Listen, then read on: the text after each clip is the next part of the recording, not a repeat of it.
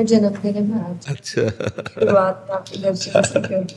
हाँ, खूब भगवत आराधना करो और भगवान का नाम गुण लीला ये गहन हर जीव का अधिकार। भगवान ने कहा है, मच्चित्ता मदगत प्राणा बोधयंता परस्परम कथयंत च माम नित्यम तुष्यंत च रमंत च।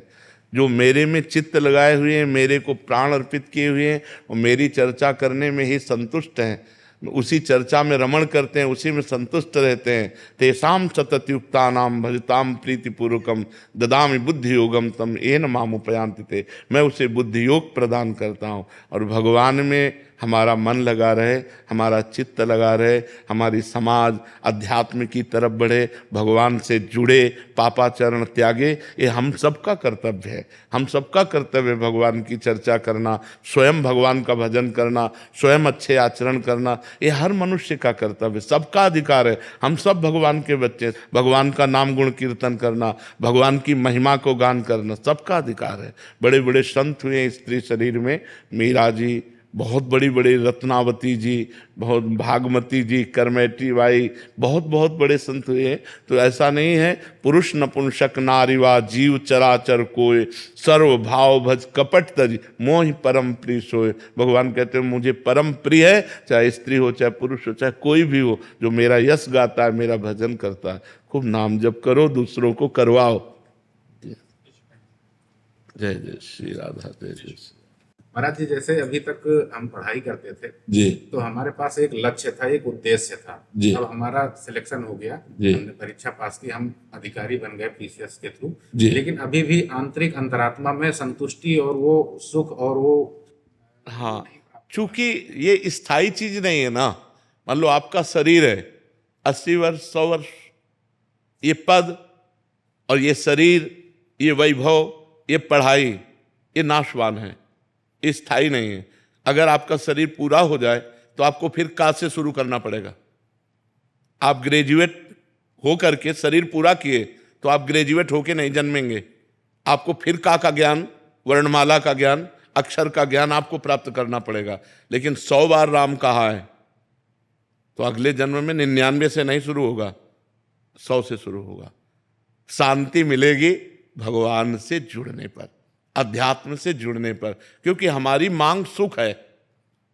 अंदर से देखो, प्रारंभ से लेकर के अभी तक लक्ष्य क्या है? सुख और शांति।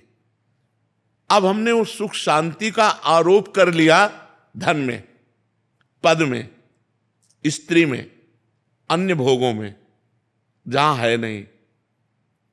भोगात शांति अनंतरम नहीं लिखा। भगवान श्री कृष्ण ने गीता जी में कहा त्यागात शांति अनंतरम। जब हम भोगों का त्याग करते हैं तब हमें शांति मिलती है। और हमारे दिमाग में क्या चलता है कि जो कामना आई उसको हम भोग लें तो हमें शांति प्राप्त हो जाएगी। तो भोगते भोगते वो राक्षस बन जाता है, इसको भोगा, उसको भोगा, उसको भोगा, उसको भोगा, लेकिन उसके कभी शांति प्राप्त नहीं होती।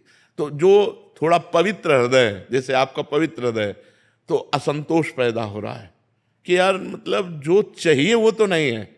और अगर मलिन होता तो अहंकार हो जाता कि हमने पढ़ाई की और ये पद प्राप्त किया, लेकिन नहीं, वो आपको थोड़ा अंतःकरण पवित्र है, इसलिए उसकी मांग है शाश्वत सुख जिसमें दुख का लेश न हो, अविनाशी पद जिसमें भय का प्रवेश न हो। अभी भय और दुख दोनों ने पिंड नहीं छोड़ा, असंतोष कामनाएं अभी पिंड नहीं छोड़े, तो इसकी पूर्णता अध्यात्म से होगी।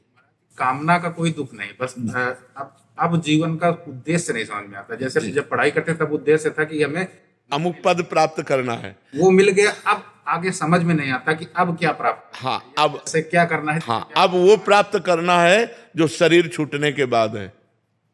शरीर रहने रहने तक का तो प्राप्त कर लिया, कि खाने की, पीने की, समाज सेवा की कर ली, लेकिन शरीर छूटने के बाद क्या गति होगी इसका आपके पास है कुछ प्रमाण? अब वो प्राप्त करना है। नाम जप करो और जो समाज में पद मिला है उसकी निष्काम भाव से सेवा करो। कभी अधर्म जनित क्रिया ना होनी चाहिए। अधर्म जनित क्रिया जैसे घूस ले लेना, आपकी समझ में आ रहा है ये आदमी निर्दोष है और फिर भी उसे दंड विधान करना, आपकी समझ में आ रहा है ये दोषी है, फिर भी उससे पैसा लेकर उसे छोड़ देना, जो जहाँ जिस अधिकार में है। धर्मयुक्त अगर अपने कर्तव्य का पालन करे और नाम जप करे तो ज़्यादा उसे अगरबत्ती जलाने की जरूरत नहीं है, वो इसी क्रिया से भगवत प्राप्ति की योग्य हो जाएगा, इसी क्रिया से भगवत प्राप्ति की योग्य। अर्जुन जी कह रहे हैं कि मैं संन्यास लेकर भजन करूंगा, भगवान जी कह रहे हैं मारो इनको, मारो, ये अधर्मी है, अधर्म पक्ष में है, इनको मारो। तो युद्ध का मतलब है अपने कर्तव्य का पालन करना। यदि हम अपने कर्तव्य का पालन करते हुए भगवान नाम जप करते हैं तो परम संतोष प्राप्त हो जाएगा, आप देख लेना। तो क्या महाराज जी हम अपने जैसे जो हम अपना ये कर्तव्य है इसको छोड़ के हम भक्ति मार्ग में उतर, वही अर्जुन वाली बात बोल दी है ना कि मैं संन्यास ले लूं। अभी हमने क्या बताया, अर्जुन वाली बात का भगवान ने निषेध किया कि नहीं किया। हम क्या कह रहे हैं, आप अपने कर्तव्य का पालन करें जोर से, लेकिन भगवान के लिए। इस सृष्टि भगवान की है, और नाम जप करते हुए कि मुझे जो पद मिला है ये भगवान ने मुझे सेवा दी है, मैं इसे सांगोपांग करूंगा। सांगोपांग मतलब कहीं त्रुटि नहीं होने दूंगा, अधिक से अधिक समय लगा करके करूंगा, और वो सब भगवान के लिए करूंगा। ये मैं भगवान के लिए करूं। जैसे आप भगवान के लिए करेंगे ना तो आप कभी अधर्म नहीं कर पाएंगे, आप कभी गलत नहीं कर पाएंगे, क्योंकि आपको हर समय भगवान दिमाग में दिखाई देंगे। यार कोई देखे ना देखे, भगवान तो देख रहे हैं ना, बस इसी से भगवत प्राप्ति हो जाएगी। अपने कर्तव्य का पालन करना और वो भगवान के निमित्त करना, और नाम जप करना। नाम जप जरूर कीजिएगा, और कोई गलत आचरण जिनको आप जानते हैं गलत आचरण, वो आपके जीवन में नहीं होने चाहिए। जैसे शराब पीना है, पर स्त्री गमन करना है, घूस लेना है, अहिंसा, चोरी, जो भी, अगर ये गलत आचरण नहीं है तो आप पैंट शर्ट में भी साधु हैं।